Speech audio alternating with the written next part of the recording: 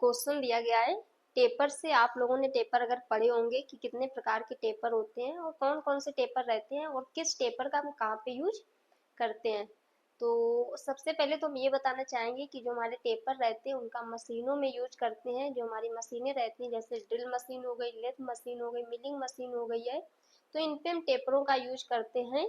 और जो आप लोग देख रहे हैं कि यहाँ पे दिया गया है कि जो हमारा मोर्स टेपर है वो निम्न में से किस नंबर में पाए जाते हैं, कितने नंबर में मोर्स टेपर होते हैं। जैसे मैट्रिक टेपर होता है, ब्राउन एंड शार्प टेपर होता है, तो इस तरह से अलग अलग टेपर रहते हैं और इनका हम अलग अलग मशीन पे यूज करते हैं।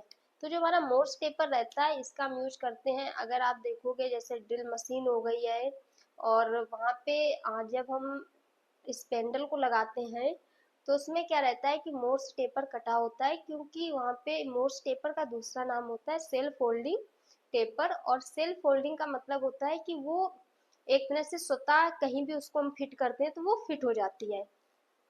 तो वही चीज यहाँ पे पूछ रहा है कि जो हमारे मोर्स टेपर होते हैं निम्न में से किस नंबर में पाए जाते हैं। 0 से 7, 1 से 7, 0 से 8, 1 से 8 नंबर। तो मोस्ट टेपर जो होते हैं वो 0 से 7 नंबर तक पाए जाते हैं और अगर टोटल नंबर देखोगे तो वो होते हैं 8 नंबर। 0, 1, 2, 3, 4, 5, 6, 7 इस तरह से 8 नंबर तक रहते हैं। तो 0 से 7 नंबर तक मोस्ट टेपर पाए जाते हैं और इसका दूसरा नाम होता है सेल्फ होल्डिंग टेपर।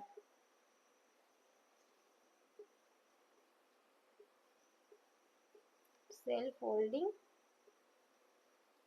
टेपर, क्योंकि इसको अगर हम कहीं भी लगाते हैं तो ये स्वतः उसमें फिट हो जाते हैं।